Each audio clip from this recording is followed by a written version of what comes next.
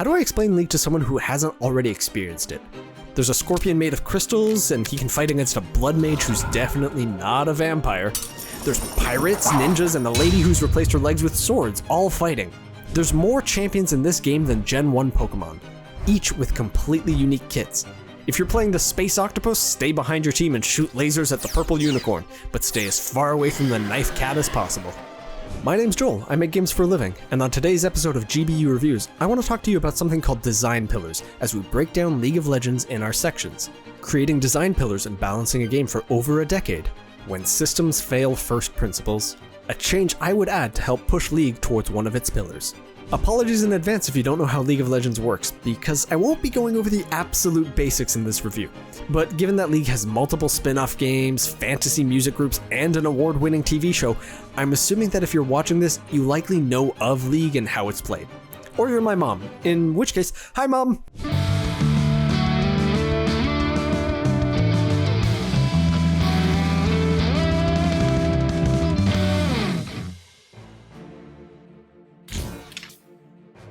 So let's kick things off by explaining the concept of a design pillar. And to do this, I'm actually going to use a game that isn't League, because my favorite example is from Doom.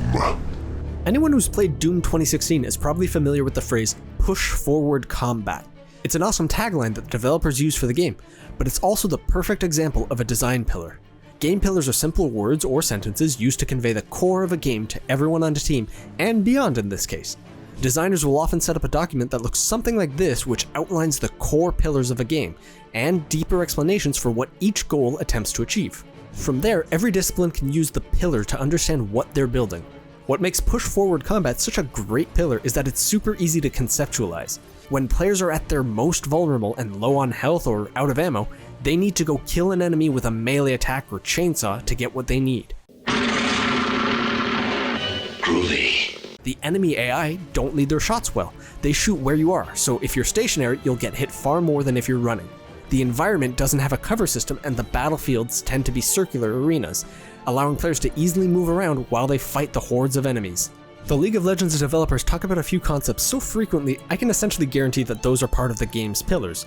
Those concepts are resonant fantasy, player agency, and counterplay. Across its lifetime, League has taken massive strides to improving each of these. And sure, not everything they do has worked, but if you zoom out enough, the game trends in a positive direction. And this kind of strong vision helps maintain the longevity of a game by ensuring the core experience remains true to its design. Let's break down all the pillars quickly. Resonant fantasy is about ensuring that the characters are believable. Do their abilities in-game reflect their character or the fantasy they're trying to portray for players? The lore of Runeterra is amazing. Arcane has proved that. And Riot ensures that champions stay true to themselves through things they call ASUs, VGUs, and mid-scope updates. My favorite example of these updates is Olaf, an axe-wielding Viking who had an ultimate ability that made him immune to CC, gave him a speed boost, but reduced his defensive stats. The idea was to make him feel like a barbarian, taking lots of damage but getting stronger as he got low on health. The problem was, players tended to use it more like this. So Riot changed his ultimate to no longer remove his defenses, because as thematic as it was, it incentivized players to not charge in. Then, they made it so that the duration is extremely short unless you're hitting people, so now players actually use it in a way that's fitting to the character. Counterplay and player agency are closely linked together.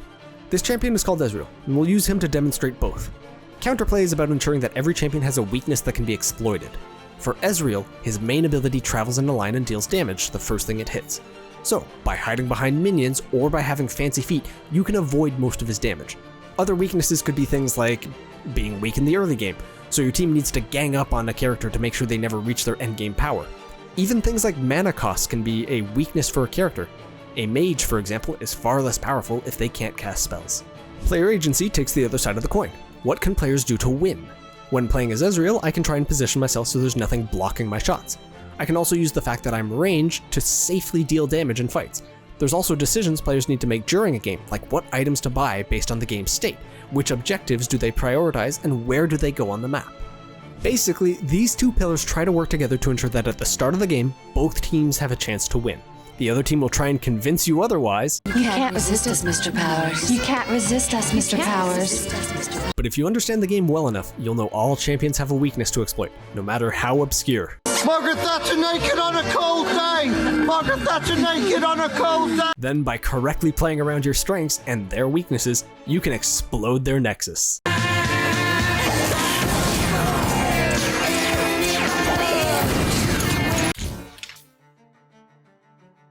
For all the tools at your disposal, it's true that in some games there's just nothing you can do. Okay, well, I can't cure death. And even though that might feel like bullshit, it's kinda to be expected. Counterplay cares about the start of the game. At that point, each champion has a way to be beaten. But if you let a Kayle get to late game, it should be hard for you to win.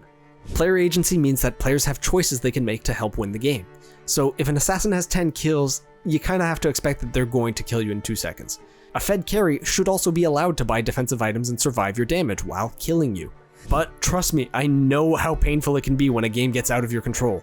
I main ADC. Everybody in the game is trying to kill me. So let's not worry about game balance too much. There's over 160 champions and so many items, it's going to fluctuate. Instead, I want to focus on an element that fails one of the design pillars we mentioned before. I'm sure most of you are familiar with the dragon system. There are 6 dragons. Water. Earth. Fire. Air. Don't forget these. The first team to kill 4 of them gets a powerful buff called the Dragon Soul, and the effect is based on the dragon type you killed the most of. The system itself is great. There's plenty of counterplay, agency, and resonance. Teams can fight for the dragons, they can ignore them to prioritize other objectives. So long as they don't lose 4 of them, then it's fine. Sadly, at lower ranks, a lot of players just watch the other team take dragon in front of them and do nothing about it. He's spinning the ball on his finger! Just take it! But assuming both teams are actively trying to win the game, there's actually a huge flaw with one of the dragons. The fire and lightning dragons periodically give champions empowered attacks. The stone dragon gives players a shield after avoiding combat for a period of time. The water dragon heals champions while they remain in combat, and the wind dragon gives champions massive movement speed after using their ultimate abilities. Our problem child is the Chemtech Drake. Thematically, it's tied to drugs, so already it's the weakest theme. Fire dealing damage, water healing, rock being defensive, those are themes games have drilled into us. The Chemtech Drake gives you bonus damage and bonus damage resistance once your health gets low. It's supposed to represent the adaptation of the Chem Drake. The problem I have with this is that the team with the buff has no agency in using it. They need the other team to hit them for the buff to become active. Then, even when it's on, it's rarely useful. In team fights, carries die relatively quickly, so if they start losing health, they're likely out of position and at risk of dying before really extracting value from the buff. Tanks, on the other hand, typically engage fights, meaning most of their tools are spent by the time they're dropping low on health. What's worse is that it can punish players for doing correct actions. If I'm playing a healer and accidentally heal a low health ally who's safe, I might cost our team a kill. I have you now. What? In a game as complex as League, we really can't afford to punish players for properly using their characters. So, how would I fix this outlier? Well, we know we want to put the agency in the hands of the team who earned the buff. Counterplay is less important because the other team had their chance to prevent us getting the Dragon Soul, but we still want to make sure it's not insurmountable because it's no fun when one of the teams starts going. Life is sad, prison is sad, life in prison is very, very sad. And finally, we want this buff to be thematically tied to adaptation. To achieve these goals, I'd give champions empowered attacks every 45 or so seconds. This attack would grant players a percentage of their target's defense, magic resist, and power, which League calls adaptive force. These bonuses would remain active as long as players keep fighting, and the 45-second cooldown would only start after these bonuses wear off. This helps player agency, because in this version, players have to think through what benefits they want. If you're diving the enemy carry, you'll gain bonus damage to kill them quickly. If you're staying around the outside of a fight trying to survive, hitting an enemy tank will make you more durable. For counterplay, we have plenty of balance levers to ensure it's not an overpowered buff. We can adjust the cooldown of the empowered attack, how many stats it grants players, we can make the effect steal stats from its target, or we can change it to only grant the largest bonus instead of all 3. Lastly, for resonance, we're still hitting the adaptive feeling that the Chem Drake is trying to embody, and we're doing it in a way that doesn't punish players for using their champions correctly. The real problem with these kinds of changes in a game like League is testing. With over 160 champions and item combinations, seemingly small changes can have massive and unexpected consequences. Everything's fine. But the animal is inside out. I heard that. It turned inside out? And it exploded. It takes months of work to get these kind of changes done, because the team has to plan them out like we did, then build a prototype to actually test it, then run hundreds of games with as many champions and items as possible to see if any of the combinations break our system. Just with our idea, I can already see Sejuani or Jackshow being problem cases because both grant massively increased stats for short periods of time, so timing our Chemtech attack against those could throw off the balance of my solution. If we allowed the Chemtech attack to even steal stats, Sejuani's passive becomes a reduction to her own stats. So in a long-winded way, I'm trying to say go easy on the Riot devs. They're an amazing company, and balancing League is harder than most of us would expect, even though it is fun to hate on Yumi and make 200 years memes. I love League. I've been playing since Caitlyn came out in January of 2011, so if you're asking me if you should play League, realize that I'm the person that looks at League like this. Just hook it to my veins!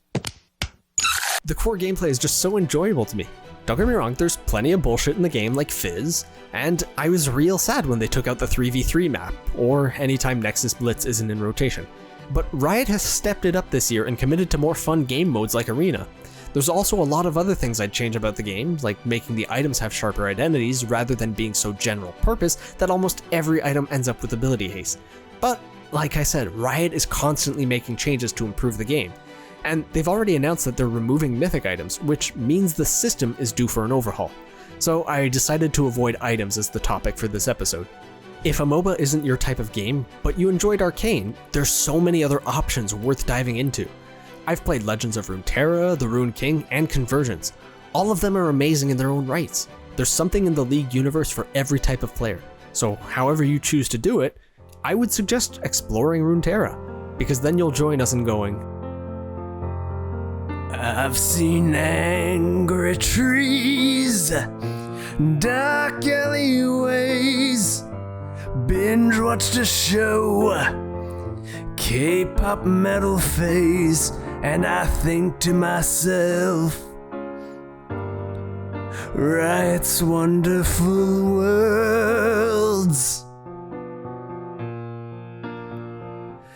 I've played all of these games, 4 days and nights, lost track of time.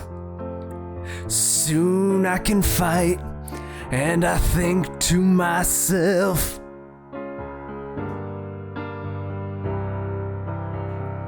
Riot, give me a job. I want to work on the MMO. Hire me. I play lots of Magic the Gathering. I can help with Legends of Runeterra. I can make champions. Riot, hire me. Do it. Riot. Riot!